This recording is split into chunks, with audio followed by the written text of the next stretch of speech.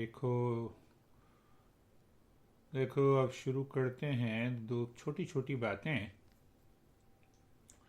आवाज़ ना आए तो फिर मेरे को ऊपर ऊपर से हाथ हिला देना थोड़ा सा, तो मैं समझ जाऊंगा, फिर मैं दोबारा बोल दूंगा। तो देखो, हमेशा याद रखना है, जानाति इच्छति करोति। तो ज्ञान हमें मिलता है बुद्धि से। इच्छाएं उत्पन्न होती हैं मन में, और कर्म करते हैं हम अपने जीभ से, हाथ से और पैर से। यानी कर्म करना मतलब बोलना, तो बोलना जीभ से हो गया है जी, और हाथ से और पैर से। तो अगर ज्ञान सही ना हो, पहला शब्द है जानाति, ज्ञान अगर सही ना हो तो कर्म भी सही नहीं होगा। कर्म भी सही नहीं होगा।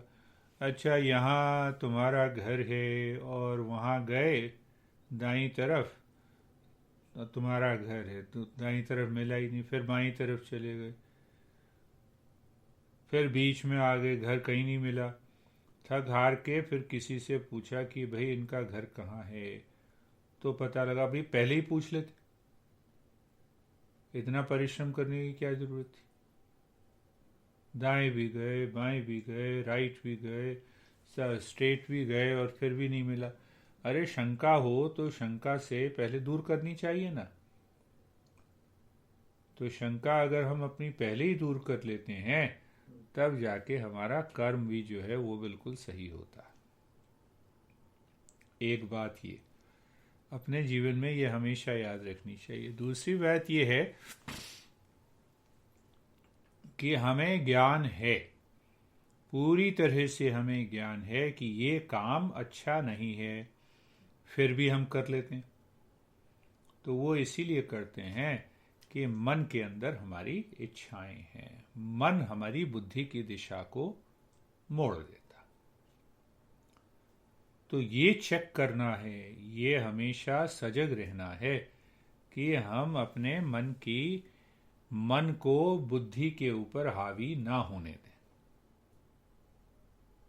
मन को बुद्धि के ऊपर अगर हावी होने देंगे तो फिर ये अवस्था, फिर कर्म भी गलत होगा। तो देखो कि सबसे पहले जो है बुद्धि है, बीच में है मन, और अंत में है कर्म। तो बुद्धि को कर्म से मिलाना, ज्ञान को कर्म से मिलाना, और बीच में देखना है कि मन अगर कुछ घपला कर रहा है तो मन को समझना है कि भाई मन तुम इधर क्यों भाग रहे हो। तो अगर इधर भागोगे तो ये नुकसान होगा। हाँ, जैसे कि अच्छा देखो आज नहीं आए, नहीं आए, ठीक है, अच्छी बात है, उसमें कोई द्वेष या वो नहीं होना चाहिए। तो मेन बात आ गई कि बुद्धि को, तो बुद्धि का जो सुंदरता है उसको बढ़ाना है, बुद्धि को सुंदर बनाना है। तो बुद्धि सुंदर बनती है कामनेस से, शांति से, स्थिरता से, हमेशा प्रसन्न रहने से। तो जब हम हमेशा प्रसन्न रहते हैं, ये मन करता है बीच में आके सारा गड़बड़। अच्छा भाई तुमने बात नहीं मानी, लो अब अटैचमेंट है, किसी से राग है, किसी से द्वेष है, तो मन जो है वो पेंडुलम की तरह दाएं बाएं जो है घूमता रहता है। कभी दाईं तरफ घूमा तो कहता है ये अच्छा है, बाईं तरफ घूमा तो कहता है ये अच्छा है। तो बुद्धि के द्वारा उसको देखना है, समझना है। और ये बुद्धि निर्मल जब हो जाती है, वो कैसे निर्मल होगी, जो कि हमने पहले समझा था, सम के द्वारा, दम के द्वारा, सम दम, हाँ, उपरति, और तितिक्षा, श्रद्धा और समाधान। तो ये हमेशा याद रखनी है कि जानाति इच्छति करोति। मन तो चिपक जाता है किसी भी वस्तु से, चिपक गया तो अटैचमेंट हो गया। देखो, दोस्ती हो गई तो दोस्ती में अटैचमेंट है, और दुश्मनी में द्वेष है, डिटैचमेंट है।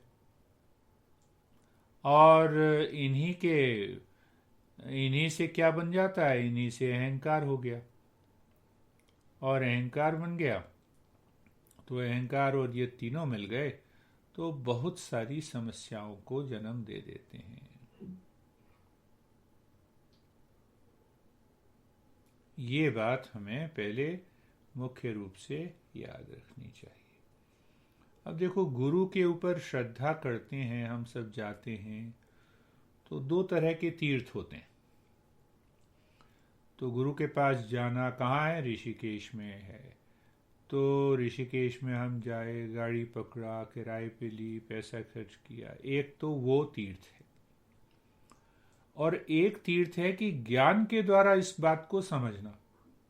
हाँ, जैसे हमने पहले तुमने किया और उसका लाभ हुआ कि हाँ, आंख बंद करके गुरुदेव मेरे हृदय में बैठे हुए हैं या बाहर बैठे हुए हैं, और मन के द्वारा हमने, बुद्धि के द्वारा हमने अपने मन को दिशा दी कि मेरे हृदय में ही बैठे हुए हैं। ये भी तीर्थ। तो अगर हम ऋषिकेश न जाके अपने हृदय में ही गुरुदेव को बिठा लेते हैं तो इसका भी लाभ उतना ही होता है जितना, बल्कि उससे ज़्यादा होता है, क्योंकि इसमें ज्ञान का पक्ष है, ज्ञान भी है, समर्पण भी है, और सूक्ष्म कर्म भी है। हाँ, धीरे धीरे। इसका मतलब ये नहीं कि नहीं जाना, पर जब इसका लाभ ज्यादा है। तो अब देखो कि गुरुदेव पे भी श्रद्धा दो प्रकार की होती है। एक तो हम अपनी बुद्धि पर ही श्रद्धा करते हैं, तो हमने अपनी बुद्धि पे श्रद्धा की तो बुद्धि कभी धोखा दे देती है। और एक ये है कि उस बुद्धि को भी हमने गुरुदेव को समर्पण कर दिया, ज्ञान के द्वारा, भाव के द्वारा। ज्ञान और भाव के द्वारा जब हम समर्पण कर देते हैं तो ये बुद्धि, श्रद्धा की बुद्धि बड़ी है अपनी बुद्धि पर भरोसा करने से। बुद्धि का प्रयोग हम करेंगे ही, बुद्धि का प्रयोग हम हमेशा करेंगे, पर जब भरोसा की बात आएगी, श्रद्धा की बात, तो जो बाह्य ज्ञान है हमने लिया है, उसके ऊपर हमें संपूर्ण विश्वास अगर हो जाता है, श्रद्धा हो जाती है, तो इसका प्रभाव क्या पड़ता है? विवेक का जागरण हो जाएगा। अपनी बुद्धि पर भरोसा करने से विवेक का जागरण नहीं होगा, ये समझना है। तो अब इसका क्या मतलब हुआ कि भाई हम श्रद्धा दूसरी प्रकार की है जिसमें हमने या तो ये कहो कि जो शास्त्रों का ज्ञान है उसके ऊपर हमारी श्रद्धा है। शास्त्रों का जो ज्ञान है, बुद्धि कहती है नहीं ये समस्या है, सुलझाने का उपाय ये है, तो हमारी बुद्धि ने ये कहा और हमने ज्ञान प्राप्त किया शास्त्रों का, उसमें दूसरी तरह की बात लिखी हुई है, तो उसके ऊपर हमने श्रद्धा की, तो उसका प्रभाव बहुत ज़्यादा होता है। उदाहरण लो, मैं आपसे बहुत ज़्यादा प्यार करती हूँ या करता हूँ, ये सब अटैचमेंट है। कौन कहता है? ये हमारे शास्त्र कहते हैं, हमारे गुरु बताते हैं। तो नहीं, अब पति पत्नी एक दूसरे को कहते हैं कि नहीं, मैं आपसे बहुत ज़्यादा प्यार करती हूँ, मैं आपसे बहुत ज़्यादा प्यार करता हूँ, ये प्यार है ही अटैचमेंट।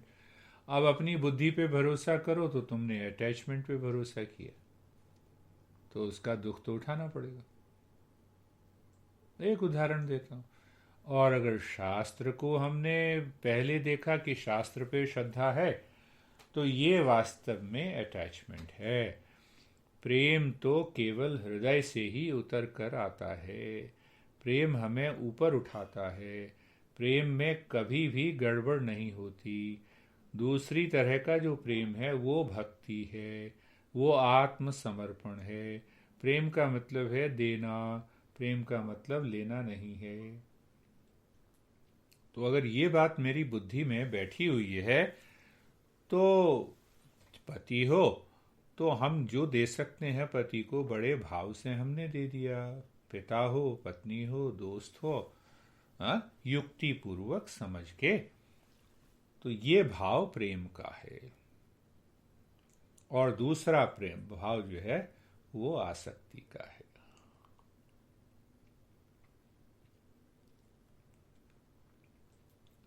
तो ये बुद्धि की बात पहली हुई। योग वशिष्ठ में आता है कि 6 या 7 हैं। 7 मुख्य बातें हैं, 7 कहो चरण हैं। अगर उसको हमने गहराई से एक एक को हमने समझा तो एकदम हमारी साधना बहुत आगे बढ़ जाएगी। तो पहला जो उसका चरण है उसको बोलते हैं शुभेच्छा। शुभ इच्छा, शुभ इच्छा। अब शुभ इच्छा क्या है? खाना खाना शुभ इच्छा नहीं है क्या है? रेस्टरूम जाना शुभ इच्छा नहीं है? तो क्योंकि ये हमारे शरीर को देखती है, स्वास्थ्य को देखती, तो ये भी शुभ इच्छा है। पर सबसे बड़ी शुभ इच्छा कौन सी है? तो सबसे बड़ी शुभ इच्छा है कि हम अपने जीवन में या तो यूं कहें कि ईश्वर की प्राप्ति कैसे करें, या ध्यानस्थ कैसे हो जाएं, या फिर हम अपने स्वभाव को, सच्चा जो मेरा स्वरूप है, उसको कैसे पाएं। ये पहली इच्छा है।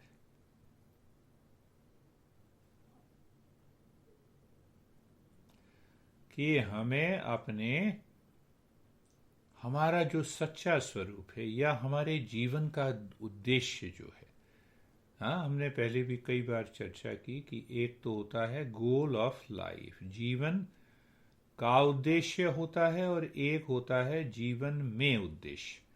तो जीवन में जो उद्देश्य है वो हमारी व्यक्तिगत जीवन है, पारिवारिक जीवन है, व्यवसायिक जीवन है। ये खाना है, नहीं खाना, इस तरह से रहना है, नहीं रहना, यहाँ नौकरी करनी है, नहीं करनी, घर लेना है, नहीं। ये सारी चीजें जीवन में उद्देश्य की बात आ गई कि इसके पीछे रहता है जीवन का उद्देश्य। हम चाहें या ना चाहें, हमारी बुद्धि उसको समझे या ना समझे, सभी व्यक्तियों का, पूरे मनुष्य का जो उद्देश्य है जीवन का, वो उद्देश्य है कि आगे बढ़ते रहना और आगे बढ़ते हुए अपना विकास करना, आंतरिक विकास करना।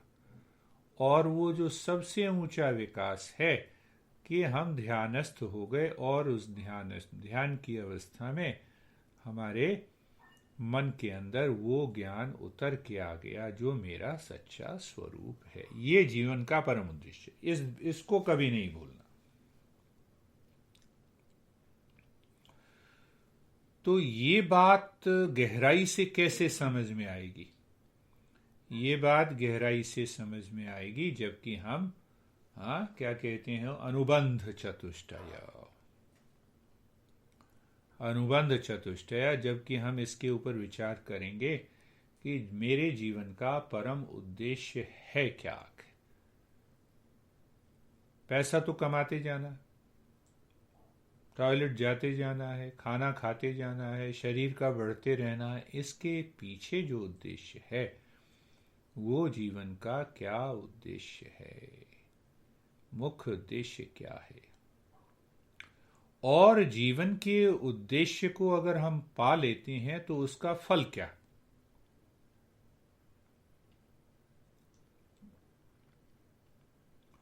तो उसका फल दो हैं। एक तो सभी दुखों का नाश हो जाता है, अंत हो जाता है, और दूसरा हमारा जीवन प्रसन्नता, प्रेम, ज्ञान से भर जाता है। तो हम बात क्या कर रहे थे? शुभ इच्छा की। तो हमारे मन ने कभी तो इस तरह से विचार नहीं किया, नहीं विचार किया, इसीलिए हम शास्त्रों का अध्ययन करते हैं, इसीलिए गुरु के पास जाते हैं। ये तो अध्ययन करना होगा ना कि अच्छा अच्छा आपने ये कहा जीवन का उद्देश्य है, हाँ, अपने सच्चे स्वरूप को पाना, तो हमने सच्चे। अब दिक्कत क्या इसमें आ जाती है कि हमारा मन इधर उधर भाग रहा है। तो इधर उधर भागने वाले मन को हम विक्षेप कहते हैं। और मन के अंदर अगर राग द्वेष हो, किसी के प्रति क्रोध हो, ईर्ष्या हो, दुश्मनी हो, और शरीर से, तो इससे मल पैदा हो जाते हैं। तो जब तक हम इन मलों को दूर नहीं करेंगे, जब तक हमारा मन एकाग्र नहीं होगा, इसीलिए मैंने वो दिया था कि हाँ अपना बैठे हुए हैं, आंख बंद करके हम बैठे हुए हैं और हम शिवजी महाराज के पास चले गए। ऐसा है, हमारे शास्त्रों में ऐसा वर्णन है कि कल्पना करें कि हाँ शिव महाराज जी हमारे कैलाश पर्वत पर बैठे हुए हैं और हम वहाँ गए, तो उनसे जो गंगा, सिर से गंगा निकल रही है, वो गंगा हाँ हमारे शरीर के ऊपर पड़ रही है, और जिससे कि हमारा शरीर शुद्ध हो रहा है, मन भी शुद्ध हो रहा है, शांति प्राप्त हो रही। हम इतना ही बस अध्ययन करें तो मन की शुद्धि बड़ी जरूरी है। मन जितना शुद्ध होगा तभी हमारे मन के अंदर शुभ इच्छा का जन्म होगा। और ये 24 घंटे रहे तो फिर कहना क्या? 24 घंटे अगर ये रहे तो फिर इसमें कोई दिक्कत ही नहीं है। तो 24 घंटे रहने के लिए हमें क्या करना होगा? मैं याद दिला रहा हूं, साधन चतुष्टय। सबसे पहले विवेक। विवेक का क्या मतलब क्या है? कि सत्य को असत्य से अलग कर देना, धर्म को अधर्म से अलग कर देना, अच्छे को बुरे से अलग कर देना, श्रेयस को प्रेयस से अलग कर देना। तो कहाँ पे ये अलग करेंगे? हम अपनी बुद्धि में ही करेंगे ना। तो इसीलिए चर्चा मैंने बुद्धि से ही शुरू की। जानाति, इच्छति, करोति। मन हमें भगा के ले जाता है, श्रेयस की तरफ नहीं, प्रेयस की तरफ भगा के ले गया, राग द्वेष की तरफ भगा के ले गया। अटैचमेंट बहुत बड़ी चीज नहीं है उसको समझना, और दूर करना भी बड़ी चीज नहीं है। तो बुद्धि के द्वारा हम पहले उसको परखेंगे कि हमने ये बात, ये भाव, ये कर्म अटैचमेंट में कही या डिटैचमेंट में कही। तो अगर अटैचमेंट और डिटैचमेंट में, राग और द्वेष में कही, तो फिर हमें दुख तो जरूर होगा। उसका परिणाम ही है, उसका परिणाम। और जहां हमने विवेक कर लिया, हमने अलग कर दिया, तो शांत हो गई बुद्धि। अब उसी बुद्धि, शांत बुद्धि को हमने, उसी के द्वारा जब हमने कर्म किया तो ये वहां पे मल दूर हो गए। तो पहली, और मल दूर हो गए तो क्या हो गया? वो इच्छा और भी तीव्र हो गई, वो इच्छा और भी तीव्र हो गई। शुभ इच्छा, शुभ इच्छा, ये बात, शुभ इच्छा पहली बात आती।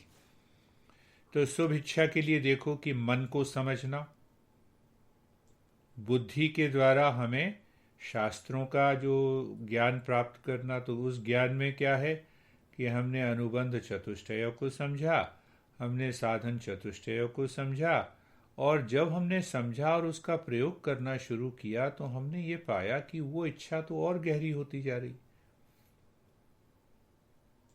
तो जब ये इच्छा और गहरी और स्पष्ट हो जाती है तो पहला स्टेप हमारा पूरा हो गया। इसको हम कह देते हैं पहली इच्छा की शुभ इच्छा। ये हमारे वशिष्ठ जो महाराज हैं, वशिष्ठ जी ने राम को ये शिक्षा दी थी। अब दूसरा जो स्टेप है वो उसमें है कि उसको बोलते हैं, या तो बोल दो सदाचार, सदाचार भी बोल सकते हैं, और उसको बोल सकते हैं विचारणा, विचार करना। तो विचार करने में दो बातें आ जाती हैं, श्रवण और मनन। तो वो जैसे मैंने कहा ना कि जब तुम इतना ही करो कि अच्छा आराम से बैठ गए, शांत मन से आंखें बंद हैं, और हम अपने मन से हमने कल्पना की कि हम ऋषिकेश पहुंच गए, गुरुदेव के पास पहुंच गए, गुरुदेव की कुटिया में पहुंच गए, और गुरुदेव के चरणों पर ही मेरा ध्यान है।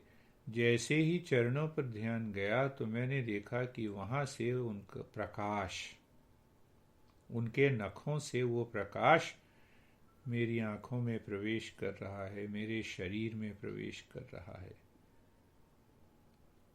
तो हम ये क्यों ना समझें कि उनके सिर का प्रकाश हमारे सिर में आ रहा है।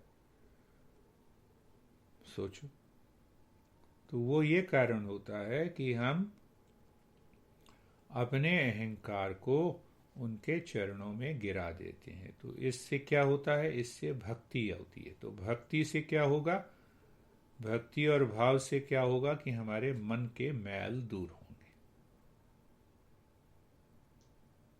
इसीलिए हम चरणों पर ही झुकते हैं, चरणों पर ही झुकते हैं।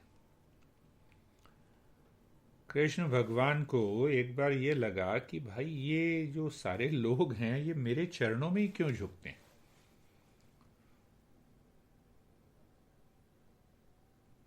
तो छोटे ही थे वो, कहते हैं सब लोग, मेरी माँ भी झुक जाती है मेरे चरणों में। तो उन्होंने क्या किया, अपना पैर मोड़ के अपने पैर का अंगूठा अपने मुंह में ले लिया कि जरूर देखें कि आखिर इस अंगूठे में है क्या। तो ये एक समझाने का तरीका है। तो हम भाव के द्वारा, जब प्रेम के द्वारा, चाहे तुम घर बैठ के करो चाहे वहां जाके करो, तो विचार के द्वारा जब हम करते हैं तब उसका ज्यादा प्रभाव होता है। नहीं तो अभी जैसे गए और टिकट भी कटाई और फिर वापस भी आ गए, मन भी थोड़ा सा दुखी हुआ, देखो वहां तक गए, पैसे भी खर्च किए, और यही काम अगर हमने मन के में विचार के साथ कर लिया होता तो उसका प्रभाव ज्यादा होता।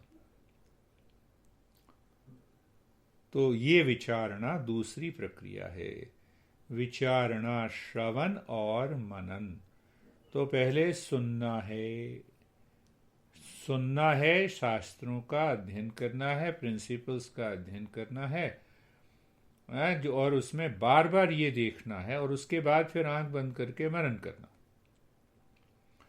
अच्छा 5 मिनट बैठ गए और हमने देखा कि मन कह रहा है ये काम करो ये काम करो, और हम ये देख रहे हैं कि जो भी वो कह रहा है सब बेकार है। तो क्या करना है, वहां पर बुद्धि को लाना है। मन कहेगा बड़ी बेचैनी हो रही है, अच्छा ये काम कर ही लो।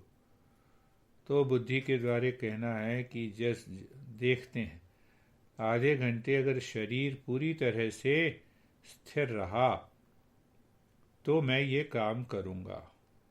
ये विचार के द्वारा हम समझा रहे हैं।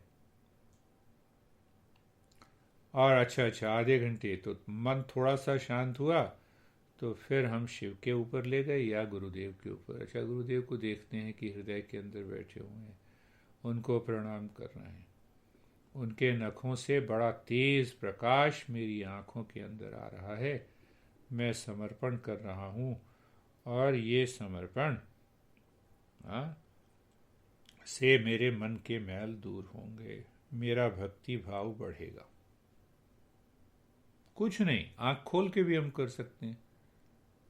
तो अब साधक होते जा रहे हो तो साधक को ये सब अब करते रहना, कि एक ऐसी अवस्था आ जाए साधक की कि वो इस साधना से कभी भी मुंह न मोड़े। तो ये श्रवण मनन के द्वारा ये बात विचारणा दूसरा स्टेप हो गया।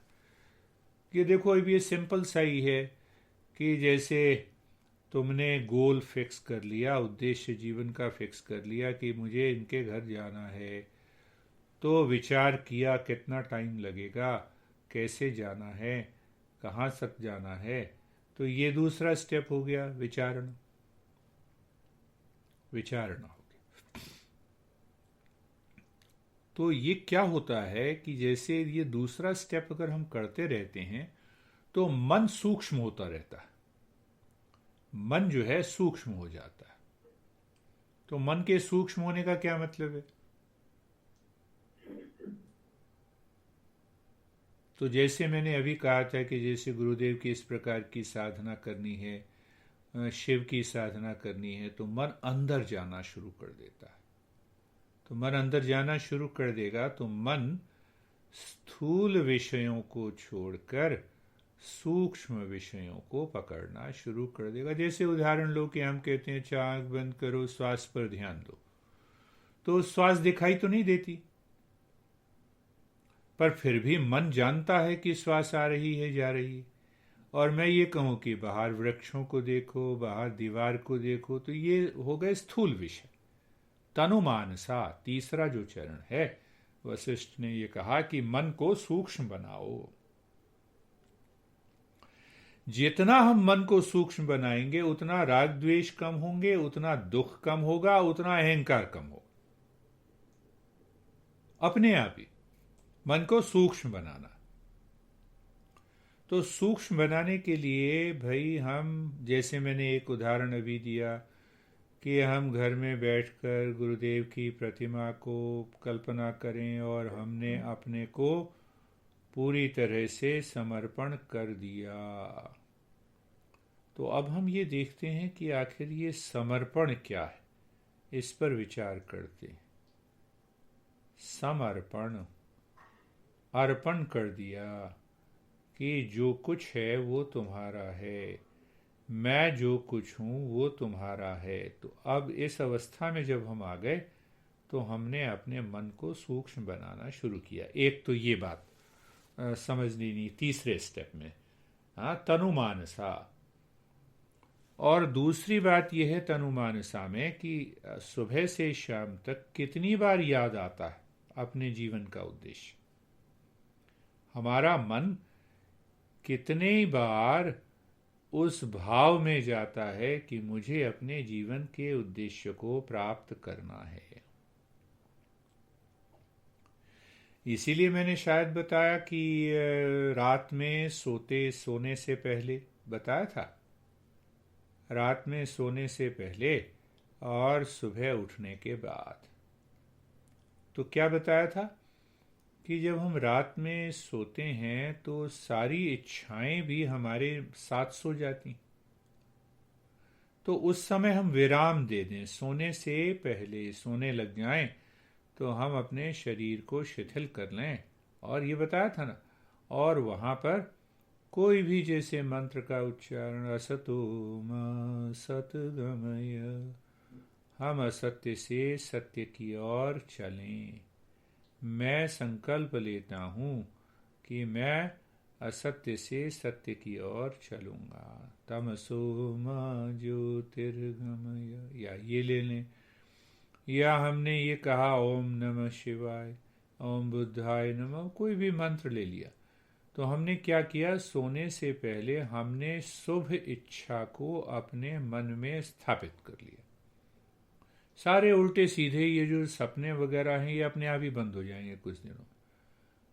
शांति भी बड़ी गहरी हो जाएगी। और सुबह उठे तो मन वापस इच्छाओं में जाएगा, तो जाने से पहले फिर 5 मिनट हमने कर लिया। 5 मिनट ही, ज़्यादा नहीं करना। धीरे धीरे 1 हफ्ते 2 हफ्ते में फिर धीरे धीरे हमारा मन जो है वो शांत हो गया। ये तीसरी प्रक्रिया हुई। तो तीसरी प्रक्रिया के बाद इसमें और भी स्पष्ट हो जाता है। मुझे 3-4 4 साल 5 साल लग गए उस बात को समझने में। धीरे धीरे समझने के बाद जब ऐसा लगा तो बस फिर तो मन 24 घंटे उसी भाव में बना रहता था। कौन कर रहा है? गुरुदेव कर रहे हैं। किसने कराया? गुरुदेव ने कराया। इस भाव में रह के 24 घंटे। तो जब ऐसी अवस्था आती है तो चौथा जो चरण है वशिष्ठ जी बताते हैं उसको बोलते हैं सत्वापति। अब सत्वापति तो तनु मानसा में जो तीसरे स्टेप में है वो सारी साधना है जो तुम कर रहे हो। कई प्रकार के ध्यान की पद्धति मैंने बताई, कभी कब क्या किसकी जरूरत है, तो वो जब मैंने बताया वो भी तनु मानसा तीसरे स्टेप में आता है। तो हम ध्यान जब करते रहते हैं, समझते रहते हैं, तब आती है कि अब हमारा मन, देखो दो तरह की बातें। मन ने देखा बाहर कोई वस्तु है तो उसके प्रति मन में किसी भी प्रकार का ना तो राग है ना द्वेष, ना अटैचमेंट का भाव है ना डिटैचमेंट का भाव। तो ऐसे मन की स्थिति जब हो जाती है तब जाके क्या होता है, तब जाके मन अंदर जाने लगता है, अपने आप ही अंदर जाए। आँख बंद की तो सीधा मन अंदर जाता है। तो अब जब भी उठते हैं, जब भी बैठते हैं, जब भी उठते बैठते हैं, जब भी मैं लेटता हूं, मेरे को लगता है 20-25 साल हो गए लेटे, तो ऐसा लगा कि अब समाधि में जा रहे हैं, सोने जा रहे हैं, ये तो ऊपर की बात। तो सबसे पहले यही भाव आता है कि अच्छा लेटना है, वो ईश्वर के प्रति साष्टांग दंडवत प्रणाम करना है, और फिर ध्यान में चले गए। ध्यान के बाद फिर कब नींद आ गई, आ जाए। तो ये यहां तक तीसरी अवस्था है। तो चौथी अवस्था में क्या होता है, सत्वापति। सत्वापति किसको कहते हैं कि अब मन अपने आप ही अंदर जाने लगा, और इस अवस्था में हम ध्यान के प्रति हमारा झुकाव ही नहीं हो जाता, ध्यान में हम पूरी तरह से एब्जॉर्ब हो जाते हैं। तो ध्यान की इस अवस्था में जब हम पहुंच जाते हैं तो क्या होता है कि हमारे जो पुराने प्रारब्ध हैं, कर्म, उनका प्रभाव पड़ता तो है ही। सब प्रारब्ध की बात हमने पहले की थी ना, संचित कर्म, प्रारब्ध कर्म की बात हमने की थी। तो वो प्रारब्ध कर्म का प्रभाव हमारे जीवन में हमें स्पष्ट होने लगता है। पहले भी पड़ रहा था, पर अब हमें वो स्पष्ट होने लगता है, जिससे कि हम ये समझ लेते हैं कि ये तो प्रारब्ध से आया है, साधना तो करते जानी है, हमें आगे बढ़ते जाना। प्रारब्ध से ही तो जो भोग के कारण पति मिलते हैं, पत्नी मिलती है, अपना परिवार मिलता है, नौकरी मिलती है, तो वो प्रारब्ध के कारण। इस जन्म में इन सब कर्मों का हमें ह्रास होना चाहिए। तो वो इसीलिए हमने उसको स्वीकार कर लिया। जिस भाव से हमने स्वीकार किया तो हमारा मन शांत बना रहता है। पर इसमें एक बात होती है, इस अवस्था में अब ध्यान लगने लगता। अब जैसे हमने किया, कोई भी ध्यान किया, हम बैठ गए और ध्यान लगने लगा।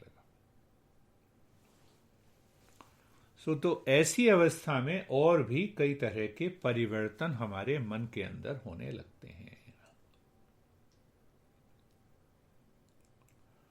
इस अवस्था में हम क्या कहते हैं कि संप्रज्ञात समाधि होती है, संप्रज्ञात ध्यान लग जाता है। तो संप्रज्ञात ध्यान क्या कहते हैं, तो जिसमें प्रज्ञा हो, यानी जिसमें विषय का कोई न कोई ज्ञान हो।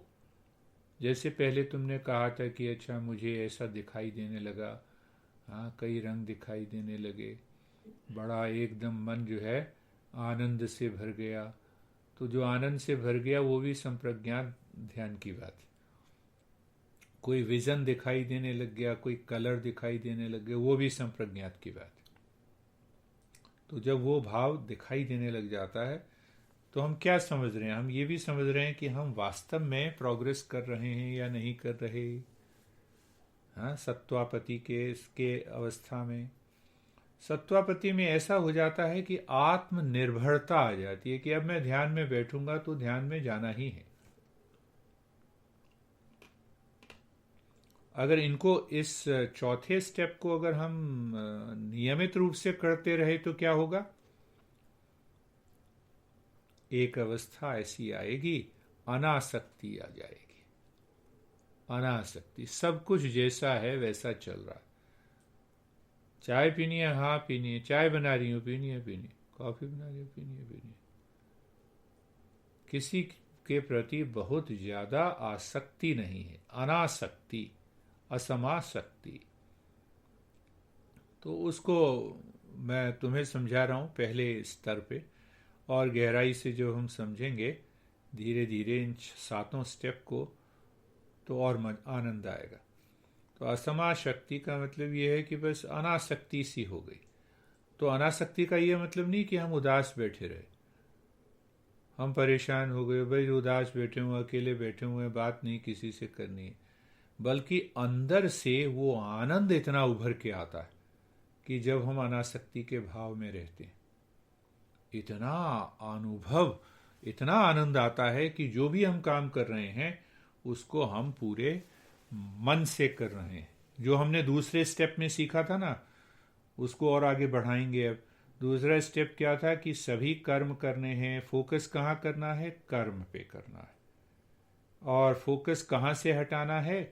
कि हमारे मन के अंदर इस कर्म को करने का अहंकार ना हो और इस कर्म के अंदर फल की इच्छा ना हो। तो कर्म हम कैसे करेंगे? जैसे कि हम अपना कर्तव्य कर रहे हैं, अपनी ड्यूटी निभा रहे हैं। तो एक और बात कि उस ड्यूटी निभाते समय हमें अहंकार नहीं हो, को अगर अहंकार होगा तो दुख होगा। अब जैसे कहे कि देखो भाई, मैं तो जो है परेशान हो जाती हूँ, खाना बना देती हूँ, सुबह भी आपको ब्रेकफास्ट देती हूँ, दोपहर को भी, रात में भी। तो मन कहेगा कि भाई फिर घर में क्यों है ये? पत्नी है, कुछ नहीं कर रही, पारिवारिक जीवन है जिसमें मैं कुछ कर रहा हूँ, ये कुछ कर रही है। तो मैंने पहले बताया था ना कि क्या होता है, 2 कर्म, नित्य कर्म और नैमित्य कर्म। तो नित्य और नैमित्य कर्म के पीछे अगर अहंकार हो गया तो वो काम्य कर्म हो जाएगा। तो काम्य कर्म होगा तो उसका पनिशमेंट जरूर मिलेगा। तो काम्य, नित्य और नैमित्य कर्म से हमें क्या होता है कि हम क्या कहते हैं कि नित्य और नैमित्य कर्म तो हमें करने ही हैं। इसका कोई रिजल्ट हमें क्या मिलते हैं? इससे हमें रिवार्ड नहीं मिलता, और नहीं करेंगे तो पनिशमेंट मिलेगी। बड़ी सीधी सी बात है कि भाई पत्नी है, घर में ही रह रही है, कुछ नहीं कर रही, अगर खाना ना बनाए तो पनिशमेंट मिलेगी। देखो क्या हो गया, लोग 10 तरह की बात करेंगे, हम ही खुद बात करेंगे, और किया तो उसका रिवार्ड नहीं। तो इससे क्या होगा? अगर इस भाव से अगर हम कर्म करते हैं तो हमारा मन शुद्ध होने लगता है कि कुछ भी हो जाए, कितना भी झगड़ा हो, कितना भी द्वंद्व हो, मुझे तो अपना काम करना है, मुझे नित्य कर्म करना है। तो इसीलिए हमारे मन में ये भी भाव नहीं आना चाहिए कि मैं कमा रहा हूँ और हाँ मैं ही चला रहा हूँ खाना। नहीं, ये भी नित्य कर्म है। तो मन में कभी ये भाव आना ही नहीं चाहिए, व्यक्त ही नहीं करना, नहीं ये तो मेरी ड्यूटी है, मैं कर रहा हूँ। तुम मानो, तुम चाहो तो ठीक है, मानो तो ठीक है, नहीं मानो तो ठीक, मैं अपना नित्य कर्म करूंगा। ये हो गई असमा शक्ति की, ऐसा भाव आ जाता है, फिर हमारा जो है अहंकार पीछे छूटता चला जाता है। तो असमा शक्ति, उसके बाद आती है और गहरे ध्यान की अवस्था जिसमें पदार्थ अभावना कहते हैं। तो पदार्थ भावना को क्या कहें हम? पदार्थ भावना को आ, पदार्थ भावना को हम इससे समझे कि भाई हाँ, तीन चीजें हैं। उसकी चर्चा हमने शायद नहीं की थी, तृप्ति, तुष्टि और रति। देखो, हमें तीन, हमारा मन भागता है ना, वो आनंद बाहर गलत ढंग से देखता है और तीन ही वस्तुओं में भागता है। तो एक होती है रति। तो रति में यह है कि शारीरिक संबंध हो गया और अपना शरीर से जो संवेदनाओं का अनुभव है वो हो गया। और एक होती है तृप्ति। तो आज क्या बनाया है खाने में, तो भोजन से तृप्ति होती है कि अच्छा मेरे मनपसंद का खाना बना तो तृप्ति हो गई। और तीसरा तुष्टि। तो तुष्टि क्या हो गई, तुष्टि में मेरा घर है, मेरा मकान है, मेरे पास इतने पैसे हैं, इसीलिए मुझे संतोष होता है। तीन तरह की मन जो है इन तीन भागों में भागता है। कौन सा किस में भागता है, तो मन अब इस अवस्था में, ध्यान की इस गहरी अवस्था में सब काम कर रहा है पर भागता नहीं है, बेचैनी नहीं है। घर नहीं है तो नहीं है, रह तो रहे हैं घर में, बड़े आराम से रह रहे हैं। हाँ, पर अगर कोई व्यवस्था होगी तो हम उसको भी करेंगे। पर पदार्थ अभावना, यानी किसी भी बाह्य वस्तु के प्रति हमारी कोई ऐसी भावना नहीं रहती जिससे कि हमें दुख होता है। जिसके होने पे दुख होता है, जिसके ना होने पे भी दुख होता है। तो ऐसा मन बिल्कुल खाली सा हो जाता है, खाली ही रहता है। तो जब भावना ही नहीं होगी किसी पदार्थ की तो मन खाली रहेगा। मन खाली रहेगा तो हमारी जो स्वरूप है, ईश्वर जो है, वो हमारे मन में प्रकट होने लगेगा। ये पदार्थ अभावना हो गई, ये छठी अवस्था हो गई। और सातवीं अवस्था में कहते हैं तुरिया। तुरिया अवस्था हमने कई बार बातचीत की थी। तुरिया की, ध्यान की गहराई में जाके हम चौथी अवस्था में पहुंच जाते हैं। तुरिया को हम बोलते हैं निर्वाण की अवस्था। तुरिया की अवस्था में हमें ज्ञान मिल जाता है, अपने ईश्वर का कहो, अपने स्वरूप का ज्ञान मिल जाता है। और किसी भी प्रकार की जो द्वंद्व हैं, जो दुख है, वो बिल्कुल अपने जीवन से हट जाता है। तो देखो कि एक तो ये ज्ञान के द्वारा गहराई से समझने की विधि है, और एक ये है कि अज्ञान में पड़े रहे और किसी ने कहा कि कुंडलनी जगाओ, अब पता ही नहीं है, हम किए जा रहे हैं। अब कभी लाभ होता है, कभी लगता है बड़ा डर लगता है। तो एक तो हुआ ज्ञान के द्वारा समझ के साधना करनी है, और दूसरा हुआ कि अज्ञान के द्वारा हम साधना करते रहेंगे तो कभी भी हम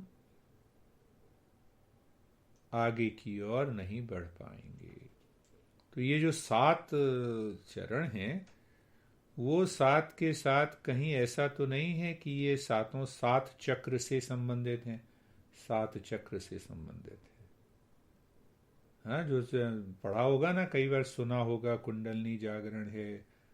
हाँ, तो ये सातों चक्र से संबंधित हैं। तो ये 7 भाग, तुरिया सबसे अंत में अवस्था है। फिर है पदार्थ अभावना, उसके नीचे है असमा शक्ति, फिर है सत्वापति, फिर है तनुमानसा, फिर है विचारणा, फिर है शुभेच्छा। तो जो शुभ इच्छा है, सबसे पहले ये सबसे बड़ी पहला स्टेप रखना। तो इसको कब पैदा होती है, बार बार सुनने से पैदा होती है।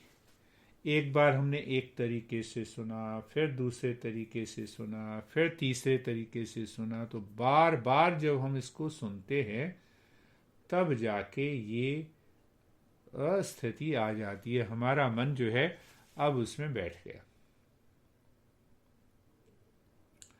तो उसी को हम सत्संग कहते हैं।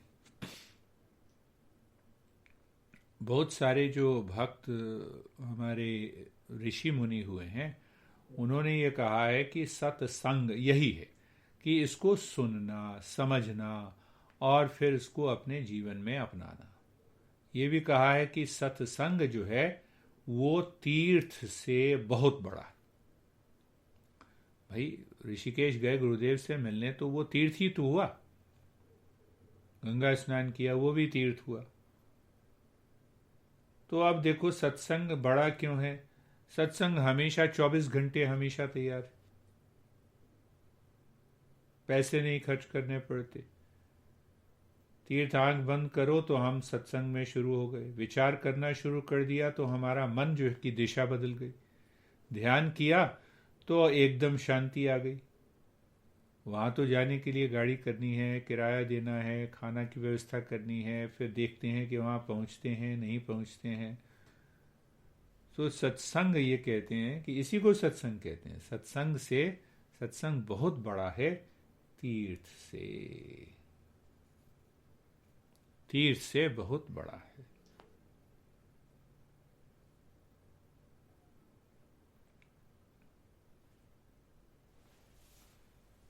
तो ये बात कहीं कुछ घुसी, देखो अब बताओ कि कुछ घुसी।